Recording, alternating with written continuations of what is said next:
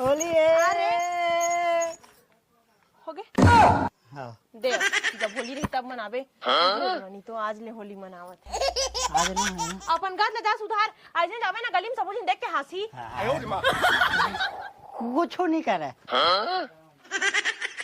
दारू पी के नहीं रात थोड़ा पिए हवा होली आते था ओकर का थे रुझान गा असर गा होली के होली की सुबह से मना करता अभी खबर पिए होबे आज होली का दहने ओकर होली का दहने ओखर से तीर कर हंस दारूहानी तो दारू पी पी के आवत भी क्या थी करत जा अपन गत ले सुधार अंदर महाज में जाऊं हुमा होली का जा दहन ना अच्छा सब दिन हंसी तो देख देख आता बनने है यो होली का दहन कुछ जाऊं मैं अभी अब एक ठरंग ला दे मैं खेलल जाऊं मैं होती